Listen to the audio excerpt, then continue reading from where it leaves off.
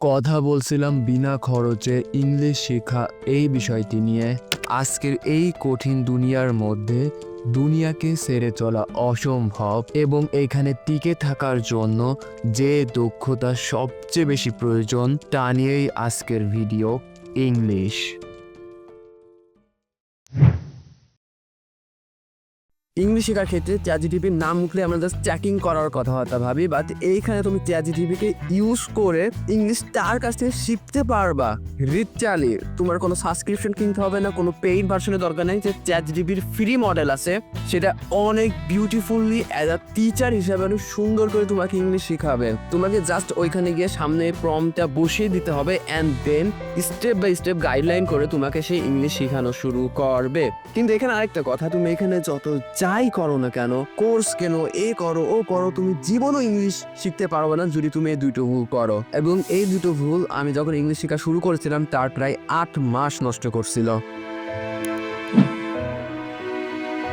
আমরা সারা জীবন প্রত্যেকটা জায়গায় জাস্ট একটা কথা শুনে গিয়েছি, ইংলিশ শেখা মিনিং তুমি কত সুন্দর করে বাংলা তো ইংলিশ ট্রান্সলেট করতে পারো, but it's not the meaning of learning a language. Translation দিয়ে তুমি কোনোদিনও ভাষা শিখতে পারবা না। When I speak in English language, I never translate. ইংলিশের ভিতরে ইংলিশকে রাখবা, বাংলার সাথে একসাথে মিক্স করার চেষ্টা করবা না।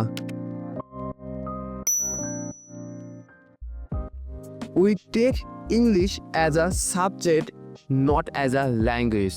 You must remember every time English is a language, it's not a subject. আমরা যেই ইংলিশ শেখার কথাবার্তা বলি তখনই আমাদের জাস্ট একটা চিন্তায় মনে আসে, পরীক্ষাটা ভালো করতে হবে, ইংলিশে ভালো করতে হবে। না, আমরা এইভাবে না শিখে, তুমি যদি অ্যাকচুয়ালি ইংলিশ শিখতে চাও তাহলে তোমাকে ইংলিশটাকে অ্যাকচুয়ালি ভাষা হিসাবে নিতে হবে এবং তোমাকে ফোকাস করতে হবে ফ্রি হ্যান্ড রাইটিং, স্পিকিং এইসব ক্ষেত্রে।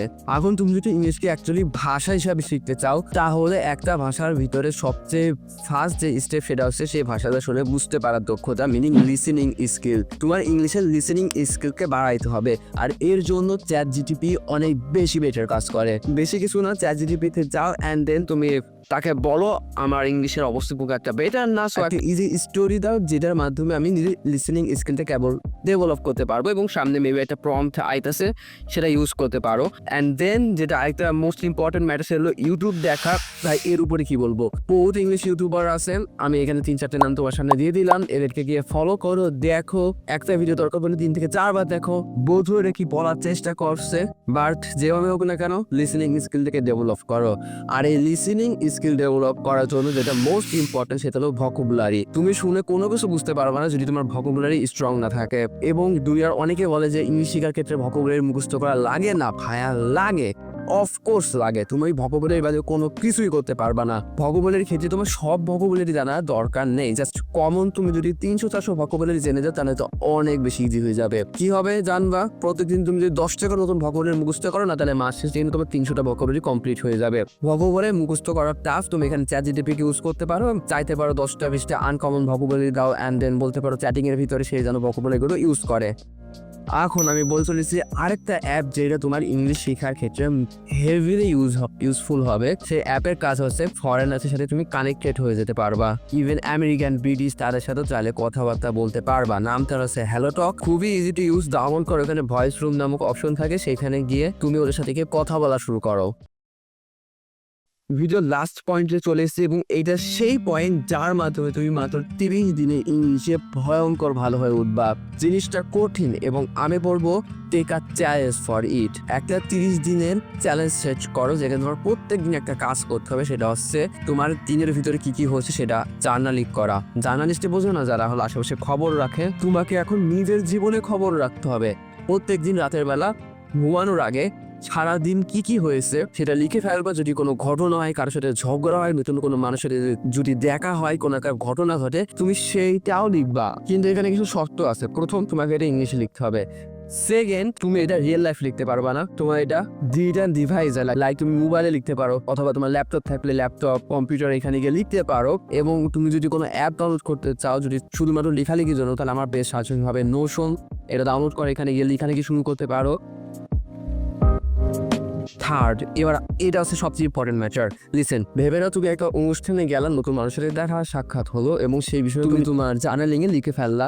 এরপরে তুমি যেটা লিখেছো সেটা কপি করে চ্যাটজিপিটিতে পেস্ট করো এবং সেইখানে বলে দাও correct this paragraph according to grammar and ChatGPT তোমার এখানে বেটারলি সব কারেকশন করে দেবে। তুমি এখন যতসব গ্রামার ভুল করছো, যদি বানান ভুল করো সে বানান দাও সে কারেক্ট করে দেবে এবং সেখানে যদি এমন হয় যে কোনো একটা গ্রামার বুঝতে পারো নি, সাথে সাথে সেটা চ্যাটজিপিটি গিয়ে বলে দিবা।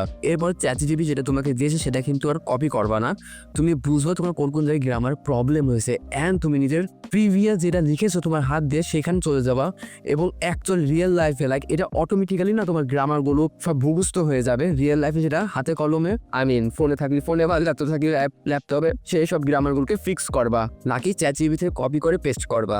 ফিক্স করার পরে সেটাকে আবার কপি করে চ্যাটজিপিটিতে গিয়ে পেস্ট করবা অ্যান্ড দেন তুমি লিখবা enhance this paragraph.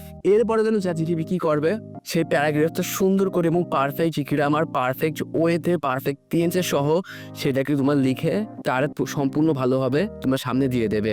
Lastly same কাজ, কপি করবা না, তুমি নিজের লেখাতে ব্যাক যাবা, ইনহ্যান্স করার পর তোমার লেখাতে যেমন হয়েছে সেইটাই আবার নিজের রিয়েল লাইফে হাতে এভাবে তুমি ফিক্স করার চেষ্টা করবা।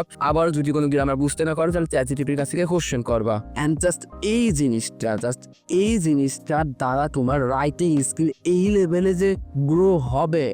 অ্যান্ড আমি জাস্ট বলছি 30 দিনের ভিতরে তুমি ইজিলি ইংলিশ শিখে যাবা।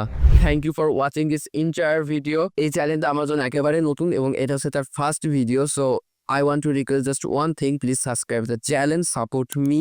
আমি ফিউচার বহুত ভিডিও ক্রিয়েট করব।